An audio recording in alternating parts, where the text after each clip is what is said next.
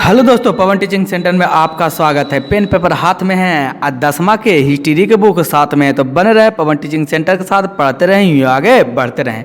हम लोग आज चल रहे हैं, पढ़ेंगे, देखेंगे चैप्टर 5, इकाई क्या 5, इकाई 5 चैप्टर 5 पढ़ेंगे, हिस्ट्री के चैप्टर 5 पढ़ेंगे। अगर आप इस वीडियो को पहली बार देख रहे हैं, अगर इस चैनल पर पहली बार हैं, तो वीडियो को लाइक और शेयर सब्सक्राइब करना ना भूलें।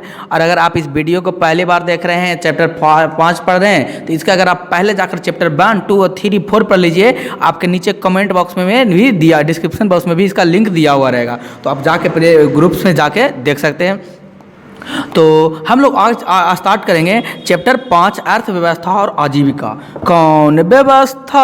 अर्थव्यवस्था। अब आपके दिमाग में आया, सर ये अर्थव्यवस्था है क्या? जो हमको पहले समझिए, ये अर्थ नहीं समझ में आ रहा हमको, अर्थव्यवस्था भी नहीं समझ में आ रहा, जो हमको पहले क्लियर कीजिए। हम कि देखिए, आपको हम समझाने का प्रयास करते हैं। कौन यास? प्रयास। कौन व्यवस्था? अर्थव्यवस्था। अर्थव्यवस्था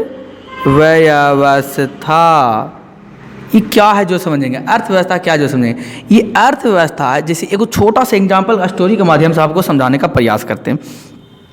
मान लीजिए एक छोटा सा क्या है, घर है। बोल सर समझ गए, घर है, इसमें एगो रहता है चुनुआ, इस तरीका से चुनुआ है। आई है चुनुआ के पत्नी मुनिया। क्या है चुनिया की पत्नी? मुनिया। लीजिए, ये चुनिया की पत्नी मुनिया, ये घर में दोनों रहते हैं। अब घर में रहते बहुत अच्छा से इनका सुखी परिवार चल रहा था, जीवन भी अच्छा से चल रहा था। तो एक ऐसा हुआ कि अब इसके एक बच्चे पैदा हुए हैं, जिसमें एक बच्चे पैदा हुए हैं, कुछ समय का साल के बाद एक फिर बच्ची पैदा हुई, यानी कि 2 गो पैदा हुआ, बच्चा और बच्ची दोनों पैदा हुआ, लड़का एक लड़की। अब इसके परिवार में कितने को आ गए थे? 2। कई जन हो गए? 4 जन हो गए। और जब 4 जन हुए, तब इनके जो ये दो चुन्नू जो था, क्या करने लगा? काम करने लगा, कोई काज करने लगा। क्यों काज करने लगा? तो सर ये भी कुछ पूछे की बात है। जब बच्चे हुए हैं, बाल बच्चे हैं, तो इसको खाना, पोशाक, रहना, पढ़ाई लिखाई, सारा व्यवस्था कराना, घर में सारा सुविधा मुहैया कराना, तो पैसे काज तो नहीं तो आएगा। तो हम क्या काज करेगा तो क्या आएगा? तो बोल सर ये तो सिंपल बात है, काज करेगा तो क्या आएगा? मनी आएगा, पैसा आएगा। बोल सर पैसा आएगा। हम के पैसा आया कब? जब काज किया। क्या हम कहें जो काम करेगा वो क्या कहलाएगा? पैसा आया। तो काम करेगा तो कुछ पैसा मिला, तो हम कहें कितना मिला सर? हमके 500 रुपया मिला। चलो 500 रुपया की इसको महीनवारी मिलता था। बोले इतना सस्ता सर। हम कहें हाँ बहुत पुराना स्टोरी है। समझिए 500 रुपया इसको मिला। कितना मिला? 500 रुपया। और जब इसके पास 500 रुपया ही मिला, तभी 500 रुपया में इसके पढ़ाई लिखाई, दवा दारू वो दारू नहीं है, कहने का मतलब दवा दारू, पढ़ाई लिखाई, दवा और पोशाक, त्यौहार, सारा खर्चा कितने में जुटाना पड़ रहा था? 500 रुपया में। यानी कि इसका पूरा जो लाइफ जो चल रहा था, किस पर डिपेंड था? इनके पिता के काज पर। इनके पिता के काज पर कर रहे थे, उनसे क्या मिला था? 500 रुपया। यह 500 रुपया में पूरा क्या कर रहा था? इनका भरण पोषण कर रहा था। तो ये 500 रुपया क्या हो गया? इसका कैन व्यवस्था हो गया, ये अर्थव्यवस्था। यानी कि इसका आर्थिक स्थिति कहता है 500 रुपया के लायक है कि एक महीना में 500 रुपया खर्चा कर सकता है। अब इसको चलते हैं, अगर अब मान लीजिए अभी काम कर रहे हैं, काम करते करते कुछ बड़े ओहदे पर चल गए, अभी 500 के जगह पर क्या कमाने लगे? 5000 रुपया कमाने लगे। कितना? अब इनके पास पैसा ज़्यादा आ गया कि कम? ज़्यादा। तो इनका अर्थव्यवस्था मजबूत हो गया कि कमजोर हो गया? जो बताइए। तो सर स्वाभाविक बात है, आप कहें तो कि पैसे ही तो इसका अर्थव्यवस्था करा रहा था कि कैसा जीवन रहना है, आर्थिक स्थिति इसका करा रहा था। अब पैसा ज़्यादा इसका पापा कमाने लगे, तो इसका आर्थिक जीवन क्या हो गया? बढ़िया हो गया, अच्छा हो गया होगा। हम कि अगर यही इसका अपोजिट देखें, अब ये 200 रुपया कमाने लगे, ऐसा हो कोई कारण वैस हो कि अभी मंथली में कितना कमाने लगे? 200। तो इनका आर्थिक स्थिति कैसा हो जाएगा? तो बोल सर आर्थिक स्थिति तो दयनीय हो जाएगा। पहले 500 कमा रहे थे, अब तो 200 कमाने लगे, तब इनका हालत तो और खराब हो जाएगा, बद से बदतर।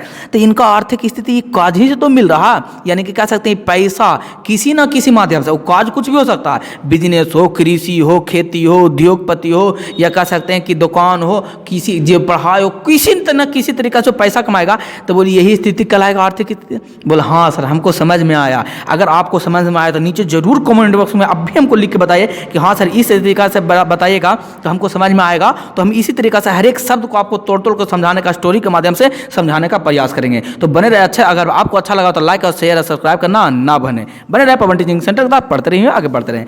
उम्मीद करते हैं आपको समझ में आ गया होगा कौन व्यवस्था, अर्थव्यवस्था क्या है। यानी कि सर हमको समझ में आया अर्थव्यवस्था आर्थिक स्थिति, यानी कि पैसा के मेल मूल देखा जाए तो ये पैसा का इसका तुल्लाक होगा, किसी न किसी प्रकार से पैसा। तो बोल सर पढ़ के बता देते हैं हम, कि पढ़ के भी हमको बता देते हैं, आपको समझ में आ जाएगा। करें किसी भी राष्ट्रीय अर्थव्यवस्था का मूल आधार कृषि एवं उद्योग होता है। मेन रूप से कोई भी आधार होता है तो कृषि और उद्योग होता है। तो कृषि उद्योग होता है, हम कि देखिए इसलिए तो हमको कुछ नहीं लिखे, हम क्या लिखे थे, काज लिखे थे। काज तो क्या चीज में हो सकता है, कृषि में भी काज किया जा सकता है और उद्योग में भी काज किया जा सकता है। तो कृषि में भी काज करेगा तो पैसा प्राप्त हो सकता है, उद्योग में भी काज करेगा तो पैसा प्राप्त हो सकता है। लेकिन ये राष्ट्रीय के हिसाब से चला है। हम एग्जाम्पल में आपको राष्ट्र नहीं देते, एक घर को हम लिए थे एग्जाम्पल में। तो अगर कहा जाएगा राष्ट्रीय की अर्थव्यवस्था किस पर मूल रूप से किस पर आधारित है, तो कृषि और उद्योग पर आधारित है। किसका अर्थव्यवस्था, राष्ट्रीय का अर्थव्यवस्था, जिस पर लोग की आजीविका निर्भर करती है। कौन जीविका, आजीविका निर्भर करती है किस पर, लोगों के, यानी कि कृषि और उद्योग पर ही ज़्यादातर लोगों का जीविका निर्भर करता है। बोला ऐसा क्या सर, हम कि अपने आसपास के आप देखिए घूमे के, उसको देखा जाए तो आप देखिए अपने आसपास को देखिए, अपने आप अगल बगल में देखिए कि कौन सा लोग क्या कर रहे हैं। नौकरी वाला को छोड़ के देखिए तो लगभग ज़्यादातर लोग होंगे ने क्या कर रहे होंगे, या तो कृषि खेती कर रहे होंगे, तो खेती होगा, या तो उद्योग। तो कहेगा सर उद्योग तो नहीं कर रहे हैं, हम तो नहीं देखे, तो किसी दुकान में खट रहे हैं। तो दुकान के मालिक है, जो दुकान के मालिक क्या कर रहा, उद्योग कर रहा। बोलो ओ सर ऐसा बात, हम कि उद्योग हो रहा है तभी तो उसको रोजगार मिल रहा है ना।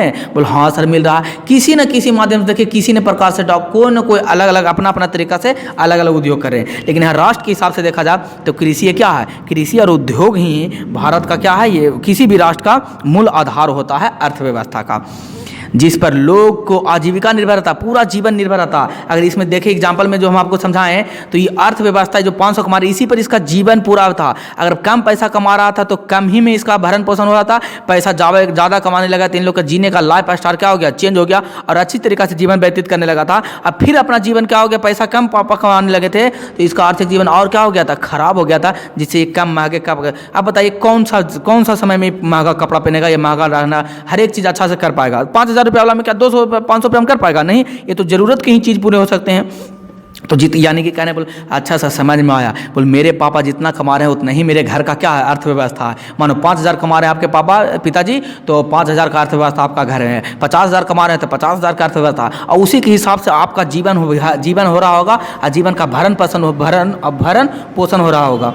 उम्मीद करते हैं कि आपको समझ में आया होगा। अगर समझ में आया होगा तो वीडियो को लाइक और शेयर सब्सक्राइब करना ना भूलें। आधुनिक युग में कृषि की तुलना में उद्योग का महत्व बहुत अधिक बड़ा है। अब क्या सर ये तो अर्थव्यवस्था समझ गए, ये आजीविका तो छोड़ गए, हम की अर्थव्यवस्था पर तो टिका हुआ कौन जीविका, आजीविका जो हम लोग जीते हैं, रहना सहना पोशाक खाना पीना सभी का आजीविका है। तो हम लोग आगे चलते कह रहे हैं देश की अर्थव्यवस्था में इनका योगदान भी समानुपातिक वृद्धि हुई है। कह रहा जैसे जिस प्रकार से अर्थव्यवस्था का वृद्धि होते जा रहा उसी प्रकार देश में इसका भी वृद्धि हो रहा है, अर्थव्यवस्था की वृद्धि हो रहा है और देश का भी वृद्धि हो रहा है। कब, जब अर्थव्यवस्था की वृद्धि होगा तो अपने आप देश का भी वृद्धि हो जाएगा। और किसी का अर्थव्यवस्था का वृद्धि नहीं होगा, देश का वृद्धि नहीं होगा। जैसे आप अपने घर में एग्जाम्पल ले लीजिए, आपके पिताजी पैसा ज़्यादा कमाने लगे यानी आर्थिक स्थिति बढ़िया हो जाएगा तो आपका रहना सहना घर भी अच्छा हो जाएगा। और पिताजी कम कमाने लगेंगे तो घर का भी खराब हो जाएगा, रहना सहना भी बढ़िया से नहीं हो पाएगा। करा और देश की अर्थव्यवस्था में कई इनके योगदान भी वृद्धि रहा। 18वीं शताब्दी के उत्तरार्ध में ब्रिटेन विश्व का पहला देश बना। और 18वीं शताब्दी में देखा जाए न तो उत्तर गोलार्ध में, कौन गोलार्ध, उत्तर गोलार्ध में ब्रिटेन कहाँ पर था, उत्तर विश्व के मैप में देखा जाए तो उत्तर दिशा में पड़ता है, इसलिए उत्तरी गोलार्ध कहा जाता है। उत्तरी गोलार्ध का ब्रिटेन विश्व का पहला देश बना जो कृषि क्षेत्र के एवं उद्योग जगत में मशीनीकरण प्रारंभ हुआ और औद्योगिकरण के लिए नए युग का सूत्रपात किया। कहा जाए कि ब्रिटिश को देखा जाए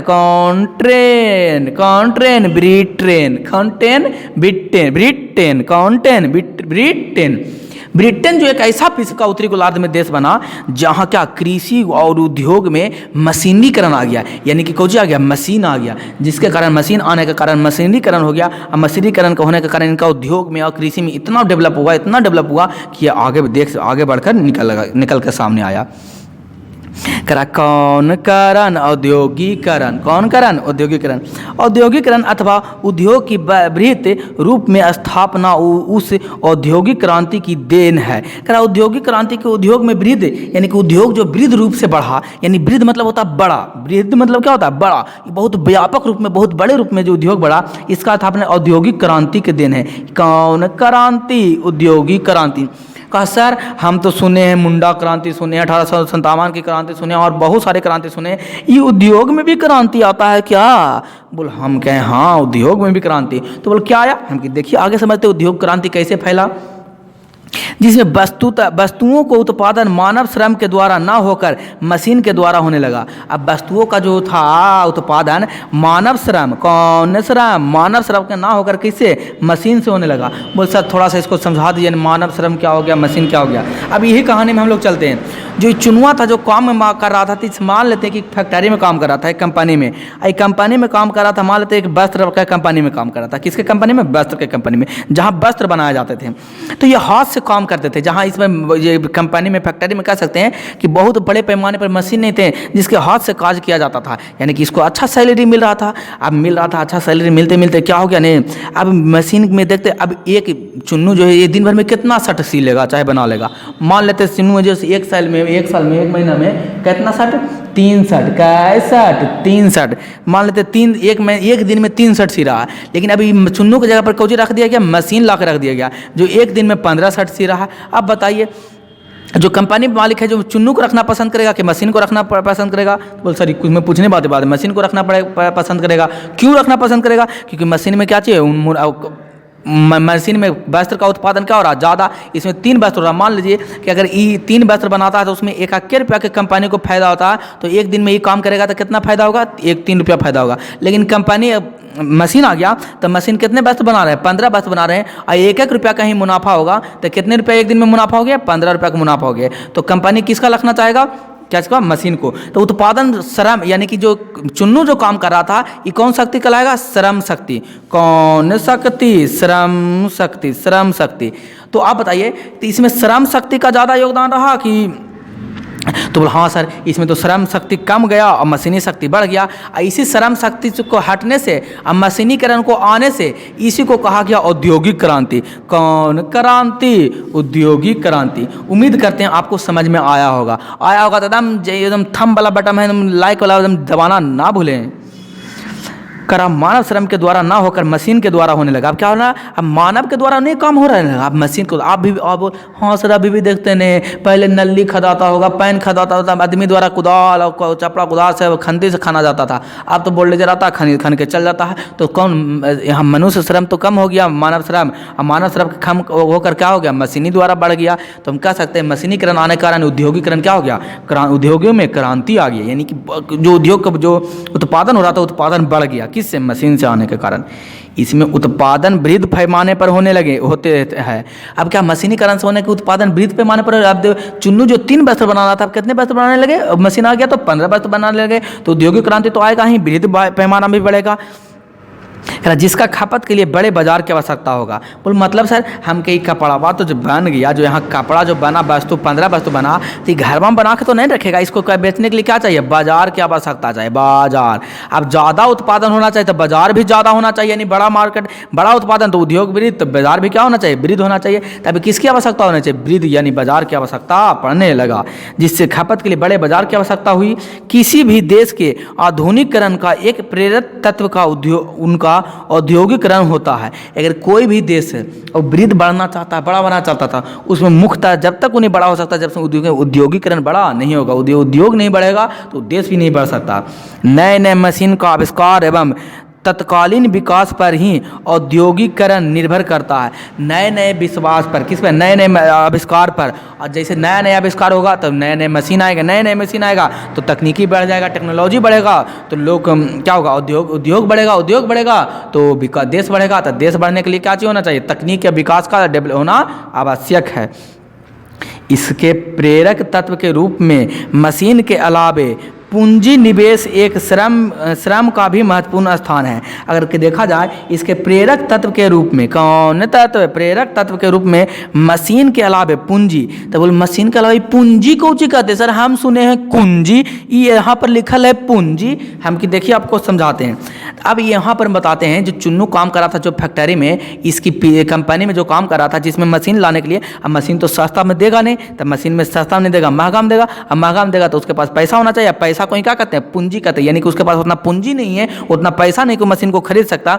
यानी कि उद्योगीकरण करने के लिए यानी कि पूंजीपति होना जरूरी है, यानी कि पूंजी यानी कि पैसा होना जरूरी है। तभी तो मशीन खोल लाइएगा खरीद के, कि कहाँ से मशीन लेकर आए। ऐसे ही तो मशीन लाने के लिए क्या चीज़ होना चाहिए, आपको पूंजी होना चाहिए। यानी कि उद्योग में वृद्धि करने के लिए पूंजी की निवेश का एवं श्रम का भी महत्वपूर्ण स्थान है। ये नहीं कि खाली पूंजी, अब मशीन लाएगा तो मशीन में तो नहीं ना बैठाएगा, मशीनों को बैठाएगा तो श्रम चाहिए, मानव श्रम नहीं चाहिए, मनुष्य बैठाएगा तो इसमें मानव श्रम यानी पूंजी के अलावा पूंजी भी चाहिए और श्रम की भी आवश्यकता होनी चाहिए औद्योगिकरण में या मशीनरीकरण में। साधारणतः औद्योगिक ऐसा प्रक्रिया है जिसमें उत्पादन मशीनों द्वारा कारखाने में होते हैं। अगर देखा जाए कुछ ऐसा होता है जो मशीनों द्वारा क्या चीज़ होता है, उत्पादन। औद्योगिकरण का मतलब ये हो गया ना कि मशीनों द्वारा उत्पादन जो होगा कारखाना में उत्पादन होगा। इस प्रक्रिया के तहत ही ब्रिटेन में सब प्रथम घरेलू उत्पादन वृद्धि पद्धति का स्थान कारखाना पद्धति ले लिया। अब यही कारण हुआ कि ब्रिटेन में क्या हुआ, पहले कुटीर उद्योग घर में ही उद्योग चल रहा था, मशीन छोटा छोटा मनुष्य ज़्यादा लगता था इसलिए घर में होता था। लेकिन अब क्या हुआ ने, ये घरेलू उत्पादन के पद्धति के स्थान पर क्या आ गया, कारखाना आ गया। कारखाने में मशीन, अब मशीन घर में नहीं लगने लगा, कारखाने में लगने लगा, जिसको फैक्ट्री कहा गया। यानी कि अब फैक्ट्री बन गया। पहले जितना भी उद्योग हो रहे थे कुटीर उद्योग हो रहे थे। कुटीर उद्योग कहाँ हो क्या जा रहा था, घर में, क्योंकि श्रम की आवश्यकता ज़्यादा होता था तो घर में अपने भी है, बीबी है, बाल बच्चा जो भी सब अपना काम कर रहा था। तो अब यहाँ पर क्या चीज़ हो गया, ब्रिटेन में सबसे पहला ऐसा हुआ कुटीर उद्योग खत्म हो गया, एक कारखाना ले लिया। यानी कि घरेलू उत्पादन पद्धति खत्म हो गया, अब कौन नहीं कारखाना उत्पादन पद्धति लागू हो गया। उम्मीद कर रहे हैं समझ में आपको आ रहा होगा। दोस्तों अगर आप समझ में आ रहा तो लाइक और शेयर सब्सक्राइब करना ना भूलें। जल्दी से लाइक वाले बटन को दबा दें। करा सन 1750 ईस्वी, कौन ईस्वी, 1750 ईस्वी।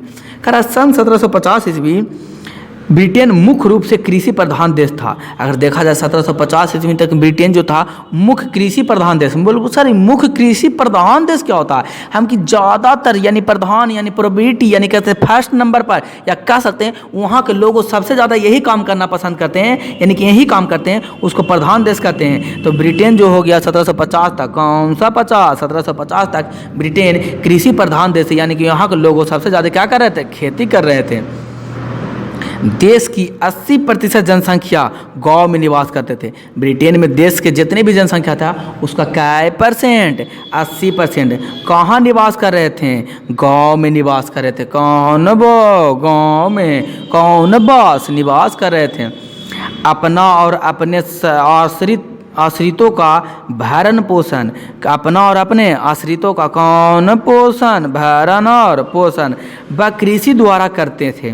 करा जितना लोग है, क्योंकि ब्रिटेन में रहने वाले 80% लोग जो 100 पर मान लेके 100 लोग रहता था तो 80 लोग कौन कर रहा, खेती में ही कर रहा था और खेती के आश्रित थे। यानी आश्रित मतलब कुछ हुआ पूरा डिपेंड खेती पर थे। तो मतलब जैसे सर थोड़ा सा समझाइए हमको बढ़िया से, हम कि चलिए चुनियों मुनियों के एग्जाम्पल लेते हैं। अब ये मान लीजिए फैक्ट्री इसको मशीनीकरण हो गया तो मशीन तो छोड़ दिया कारखाना में, अब क्या करने लगा, खेती करने लगा तो यहाँ से उपार्जन होने लगा, तो पैसा कहाँ से आने लगा, खेती से आने लगा। अभी पूरा इसका आर्थिक जो जीवन है किस पर डिपेंड हो गया, खेती पर हो गया। अभी पूरा जीवन आश्रित किस पर हो गया, खेती पर आश्रित हो गया।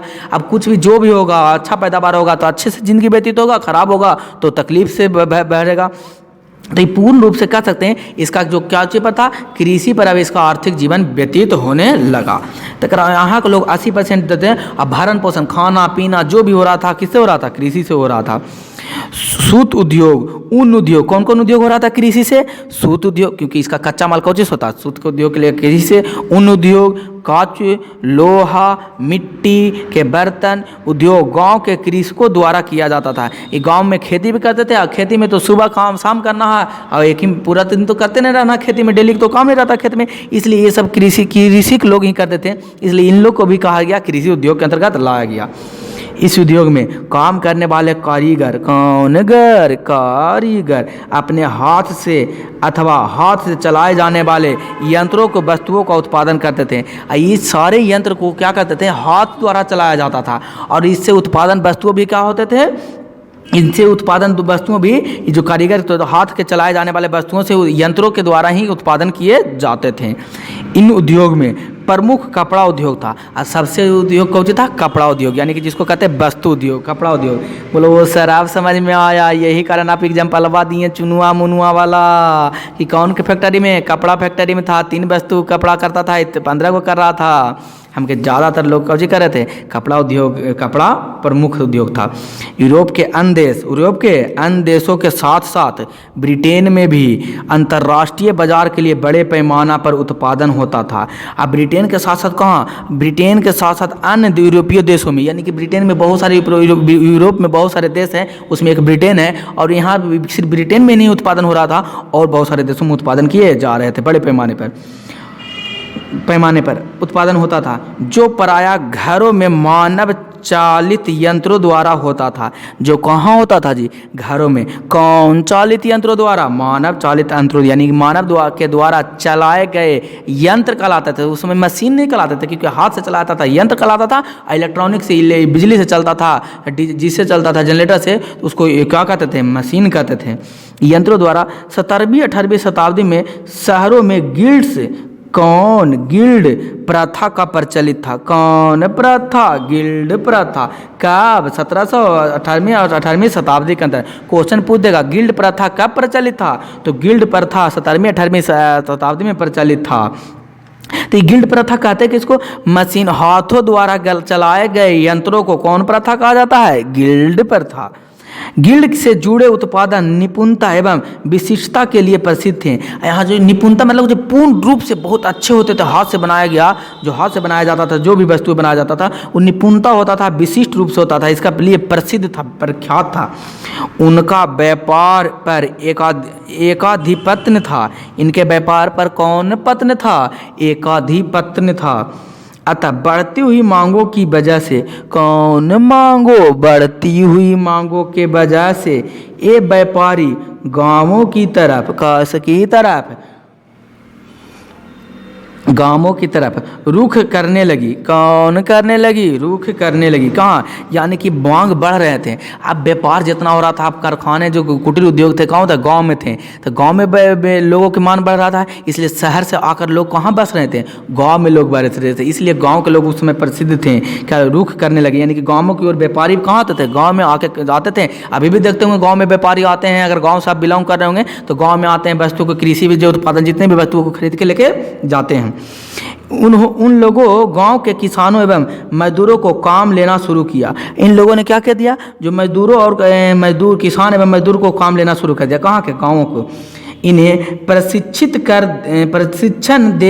देकर वे अपने नियंत्रण में रखने लगे। और क्या करने लगे? यहाँ से गांव से उठा कर लेके जाते थे और उसको और बढ़िया से उसको समझा के, सिखा के, बता के अपने काम करवाने लगते थे। यानी कि जो काम में वस्तु बनाने में माहिर था तो वस्तु बना के ले जाके बाजार में बनवाते थे, अपने फैक्ट्री में करवाते थे। जो सूता कढ़ाई में जो एक्सपर्ट था उसको और बढ़िया से एक्सपर्ट करवा के अपने काम करवाते थे। उनका उत्पादित वस्तुओं की बढ़ती मांग में गाँव में भी रोजगार के अवसर प्रदान कर दिए। अब वस्तु तो सारा कहाँ बन रहा है? गांव में बन रहा है, तो उत्पादन भी कहाँ होगा? गांव में उत्पादन होगा। व्यापार भी कहाँ हो रहा है? गांव में। तो लोग कहाँ रहने का पसंद करेंगे? आने के लिए गांव में पसंद करने के लिए, क्योंकि गांव में क्या पैदा हो रहा है? रोजगार पैदा हो रहा है।